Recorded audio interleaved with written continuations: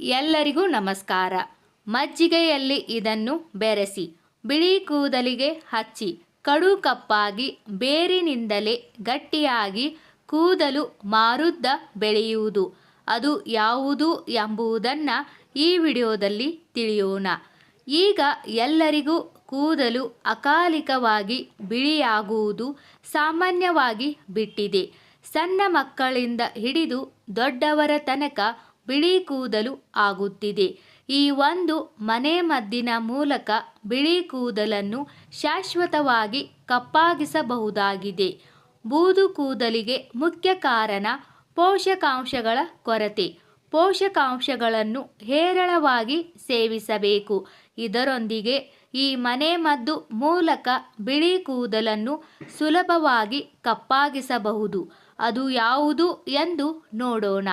ಅರ್ಧ ಹಿಡಿ ಕರಿಬೇವಿನ ಎಲೆಗಳು, ಮಜ್ಜಿಗೆ ಬಳಸಿ ಈ ಹೇರ್ ಮಾಸ್ಕ್ ತಯಾರಿಸಬಹುದು. ಇದು ಬಿಳಿ ಕೂದಲನ್ನು ಕಪ್ಪಾಗಿಸುವುದಲ್ಲದೆ ಒಣ ಕೂದಲಿನ ಸಮಸ್ಯೆಗೆ ಪರಿಹಾರ ನೀಡುತ್ತದೆ. ಅದನ್ನು ಹೇಗೆ ತಯಾರಿಸಬೇಕೆಂದು ನೋಡೋಣ. ಮೊದಲು ಕರಿಬೇವಿನ ಎಲೆಗಳನ್ನು ತೆಗೆದುಕೊಂಡು ಚೆನ್ನಾಗಿ ತೊಳೆಯಿರಿ.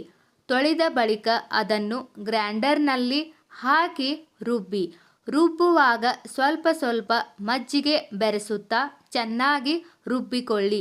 ಇದು ದಪ್ಪ ಪೇಸ್ಟ್ ಥರ ತಯಾರಿಸಬೇಕು. ಈಗ ಈ ಪೇಸ್ಟ್ಗೆ ಸ್ವಲ್ಪ ಬೀಟ್ರೂಟ್ ರಸ ಬೆರೆಸಿ. ನೀವು ಬಯಸಿದರೆ ಕಾಫಿ ಪುಡಿಯನ್ನು ಸಹ ಹಾಕಬಹುದು. ಕೂದಲಿನ ಬುಡಕ್ಕೆ ಈ ಪೇಸ್ಟ್ ಹಚ್ಚಿ ಮತ್ತು ಕನಿಷ್ಠ 10 ನಿಮಿಷಗಳ ಕಾಲ ಮಸಾಜ್ ಮಾಡಿ. ನಂತರ ಇದು ಒಣಗಲು 20 ನಿಮಿಷಗಳ ಕಾಲ ಹಾಗೆ ಬಿಡಿ. ನಂತರ ಶುದ್ಧ ನೀರಿನಿಂದ ತೊಳೆಯಿರಿ. ತಿಂಗಳಿಗೆ ಕನಿಷ್ಠ 2 ಬಾರಿ ಈ ಹೇರ್ ಮಾಸ್ಕ್ ಬಳಸಿ.